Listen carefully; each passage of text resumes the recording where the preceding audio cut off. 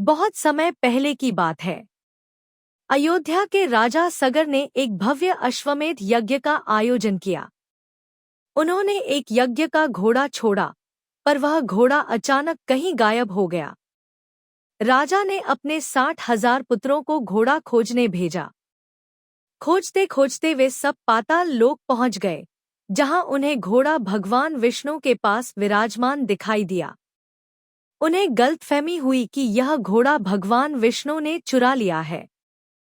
क्रोधित होकर वे आगे बढ़े, लेकिन जैसे ही उन्होंने भगवान के पास जाने की कोशिश की, वहां तपस्या में लीन महर्षि कपिल की साधना भंग हो गई। इससे क्रोधित होकर महर्षि ने उन्हें भस्म कर दिया। राजा सगर शोकमग्न हो गए। उनके वंशजों की आत्माएं भटक रही थी। उनकी मुक्ति के लिए केवल एक उपाय था, गंगा को स्वर्ग से धरती पर लाया जाए और उनके अस्थि अवशेषों का जल से पवित्र किया जाए।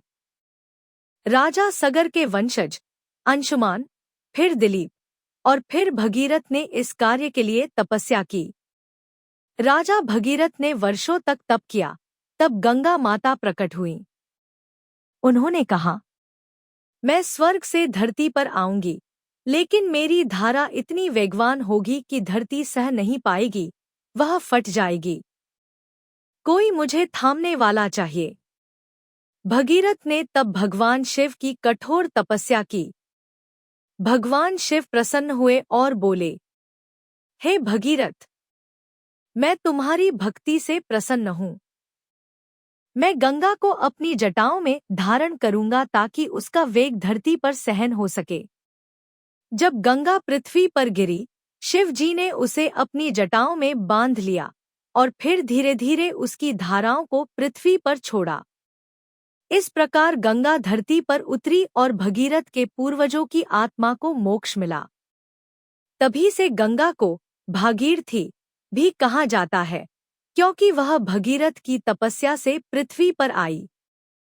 सच्ची भक्ति और दृढ़ निश्चय से असंभव भी संभव हो जाता है। शिव जी केवल संहारक नहीं, पालक और सहायक भी हैं।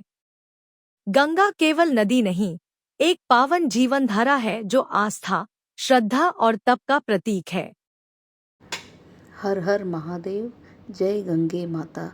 प्लीज़ लाइक एंड सब्सक्राइब करें। Thank you.